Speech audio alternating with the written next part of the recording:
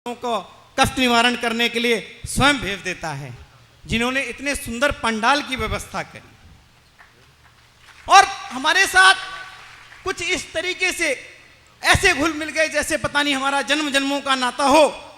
जो काम हमारे मुख से निकलता नहीं था वो काम वो पहले ही कर देते थे। आपने देखा होगा जब इस पंडाल में पानी भरा तो सबके माथे पे चिंता की लकीरें थी कि आखिर कथा होगी कैसे। परंतु उन्होंने कहा आप चिंता मत करिए, आप केवल महाराज श्री को व्यासपीठ पर बैठाइए, बाकी काम मैं जानूं और मेरा ठाकुर जाने। तो आइए देखिए, नाम भी ठाकुर जी ने अपना भेजा। सालीग्राम कुंजामल डेकोरेटर श्री सुनील अग्रवाल जी, आप भी आइए और महाराज श्री से आशीर्वाद प्राप्त करें। बहुत ही बड़े भक्त हैं ठाकुर जी के, बहुत ही भागवत प्रेमी हैं और रात दिन आपकी सेवा में तत्पर रहे। देखिए, एक तो आदमी व्यापार करता है, लेकिन ये व्यापार की पराकाष्ठा से ऊपर उठकर यहां पर इन्होंने आपकी सेवा करी है, इसलिए आप भी अब तालियों से सेवा करने में कोई कंजूसी ना बरतें। और जब तक सुनील अग्रवाल जी मंच पर हैं तब तक ये तालियां बजती रहनी चाहिए। इतनी सुंदर व्यवस्था इस पंडाल की, भोजन भंडार की, जब रात्रि को सोने का समय आया उसकी इन्होंने करके दी। इसके लिए हम इनके तहे दिल से आभारी हैं, शुक्रगुजार हैं। आपका बहुत बहुत धन्यवाद है सुनील अग्रवाल जी।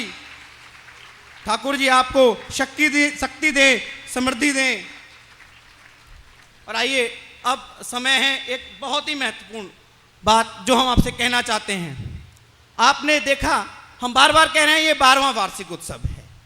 आखिर इसकी शुरुआत कहाँ से, क्या वजह थी जो इसकी शुरुआत हुई, और फिर इसको एक ऐसा रूप दिया गया कि हर वर्ष हम एक धाम पर, एक तीर्थ पर जाकर इसको करेंगे। और महाराज श्री से जुड़े हुए जो लाखों लोग हैं वो किसी न किसी माध्यम से इसका लाभ प्राप्त कर सकेंगे।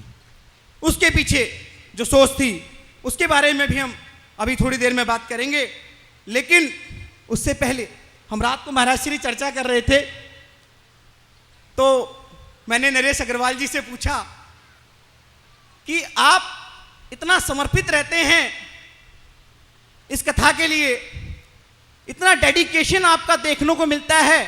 मैंने अच्छे अच्छे व्यापारियों को जो धन कमाने की जो सबसे जरूरी चीज आज के टाइम में समझते हैं, उसके लिए भी इतना समर्पण नहीं होता। आखिर क्या बात है? तो देखिए, मैं उनके इस व्यक्तित्व को नमन करता हूं। उन्होंने 2 शब्दों में बड़ा सीधा सा मुझे जवाब दिया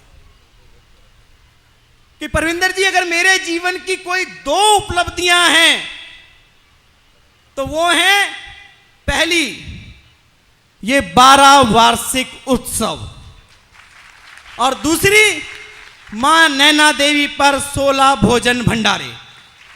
कोई संपत्ति को उन्होंने अपनी उपलब्धि नहीं बताया, सिर्फ इन्हीं 2 चीजों को अपनी उपलब्धि बताया। और आज जो ये वार्षिक उत्सव का आप स्वरूप देख रहे हैं, मां गंगा के तट पर सन 2000 में यही नरेश अग्रवाल जी थे जिन्होंने इस वार्षिक उत्सव की परंपरा का शुभारंभ किया था।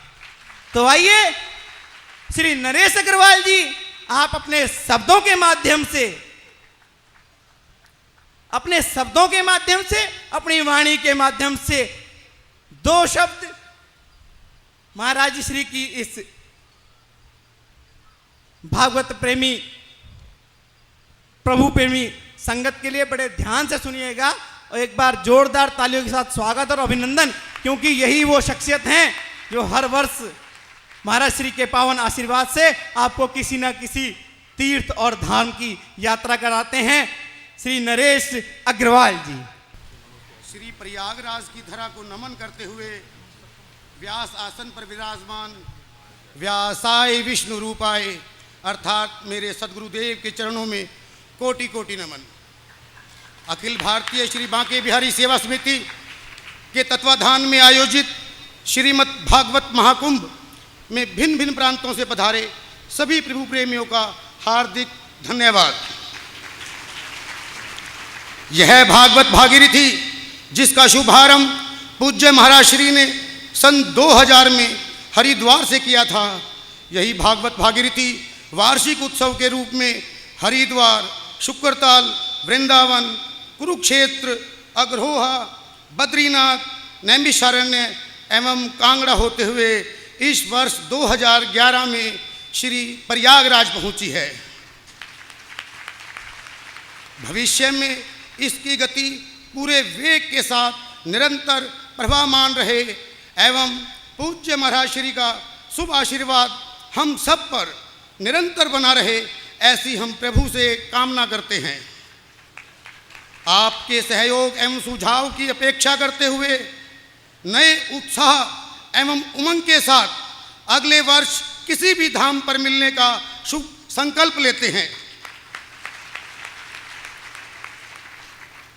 इस कार्यक्रम के दौरान यदि आपको कोई असुविधा हुई हो, कार्यकर्ताओं के व्यवहार या वाणी के द्वारा आपको कोई ठेस पहुंची हो, तो हम क्षमा प्रार्थी हैं। भविष्य में आपको अच्छी सुविधाएं उपलब्ध करा सकें, ऐसा हमारा प्रयास निरंतर जारी रहेगा। और अंत में मैं अपनी पूरी आयोजक टीम को इस कार्यक्रम के सफल आयोजन हेतु हृदय से धन्यवाद देता हूं। यह आयोजन चंद लोगों का पुरुषार्थ नहीं, यह एक टीम वर्क है। समस्त कार्यकर्ताओं ने मिलकर महाराज श्री के आशीर्वाद से इसको अंजाम दिया। धन्यवाद।